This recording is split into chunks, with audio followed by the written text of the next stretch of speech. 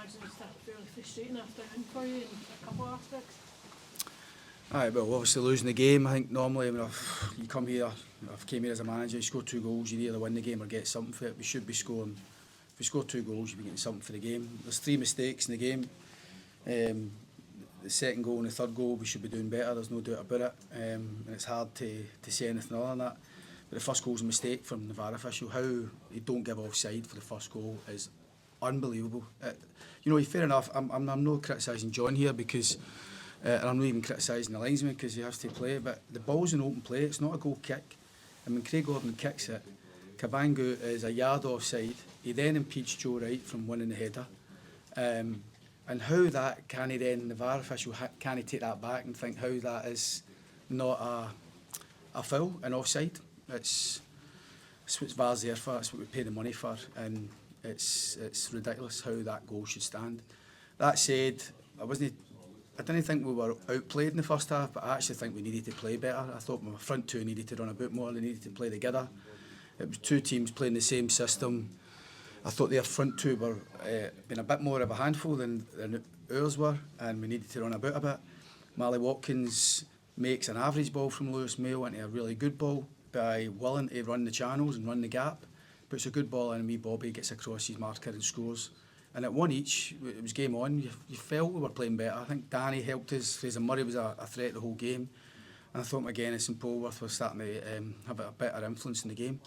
So you've got the game where you want them, really, at 1 each. But Hearts have got a lot of quality, and, you know, like I say, I thought the centre-backs were playing a lot of longer balls, and it was kind of food and drink for us. We needed to deal with that first part, but we also needed to play better on the back here. And I thought we played the majority or a lot of the second half in their half, which is what you want.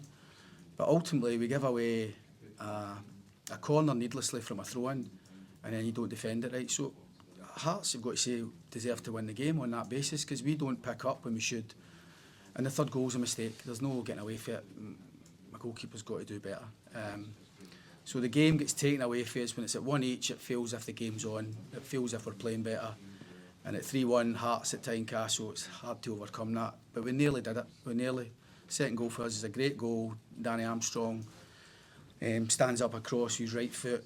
And my opposite winger, Fraser Murray, getting into the back post. It's what you want for your front lot. And we scored a good goal, and we huffed and puffed and made a few little half chances after that. But it goes back to what I said. We shouldn't have been needing to score 3 goals at Tynecastle to get something for the game. And we've got to own up that 2 of the 3 goals we've made mistakes in. But the first goal, I'm disappointed that it's not been overturned, because it should have done. Did you speak to John about that? Did you get any? No, it's nothing to do with John. I spoke to the 4th official and I spoke to the linesman. And the linesman said he wasn't sure, but that's what VAR's there for, to see if we're right. So we'd looked at it in the monitor, and I felt pretty comfortable that it was going to get overturned. And obviously they looked at it for a while. I'm surprised that it's not been overturned. The ball's in play, so offside, it's not a goal kick. Craig Gordon, by the time Craig Gordon kicks it, Cabangu is the width of this table behind Joe on an offside position, and then he leans into Joe and it obstructs him winning the header. He impedes him from going and winning a header.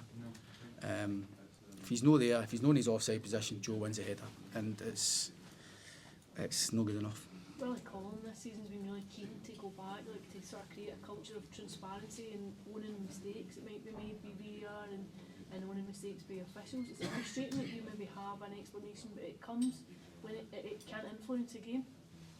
Yeah, they just need to get it right at the time, because that's what we all want, and I'm all for the transparency, but we're still having problems with this, the whole VAR thing. We've got a new guy at the head of refereeing while he's in. I think I like the cut of his job and how he wants to drive standards. And no doubt when I speak to him Monday, I think he'll be disappointed and frustrated at that. I don't know what I speak for him, but we've had a few calls this season where they've accepted they've got quite a lot wrong, which is fine and well, and it's nice to have that honesty and transparency, as you say, but ultimately we needed just to be the right decision today.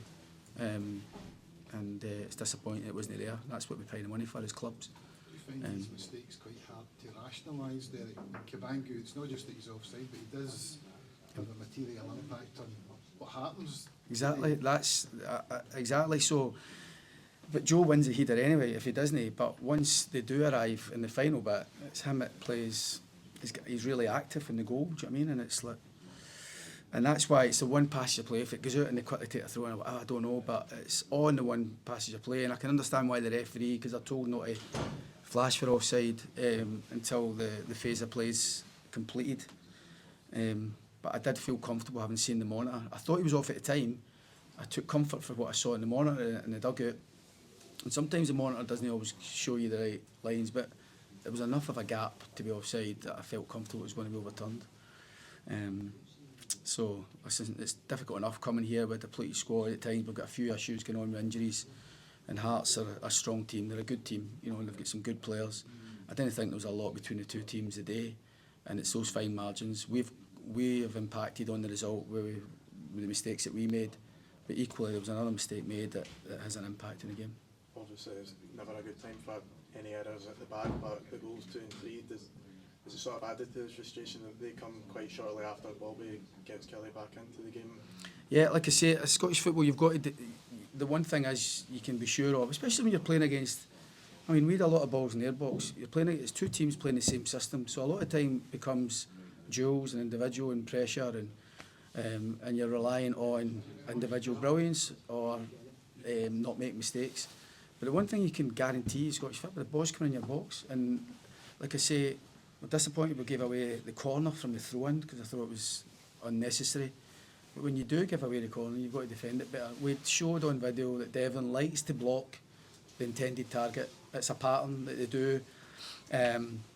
He doesn't make the foul. I'm not saying it's a foul because he just impedes Jamie McCart's man, who's Martin, and it's enough of a gap then for Jamie McCart to get a free header. So that's on us. That's on us. It's not as if we've identified it, we've not dealt with it, and he's got a free header and it deserved to be punished. And then the third goal's, when it's clear, I'm not here to batter anybody and criticise too much, but the goal shouldn't be, the boy Grant shouldn't be out jumping my goalkeeper for the third goal. It's a mistake. What did you make of Calvin's performance? What was the thinking behind the substitution? Well, he'd been booked and we didn't know. I think he'd been booked, didn't he? Had he been booked? Aye. We spoke about that, but we spoke about how he didn't probably have 90 minutes in him anyway, so we're keen to try and get. Well, Penrice is like a raiding fullback. He reminds me of a young Andy Robertson. You know, I think the boy's doing so well, and I think he's got a chance to go again. Hearts will be hoping he stays hanging about for a while, but I think he's so influential in Hearts' performances. And we actually thought that the two of them running up and down against each other. I was hoping Calvin could go and have an influence going that way against them. But what we felt that we wanted to do a wee bit more was just to get another wide player on. We knew Calvin wasn't going to play 90 minutes, and I just felt it was the right time to make the change rather than start the second half. He did absolutely fine. Bearing in mind he's not played a lot of football for a long time. All right, cheers.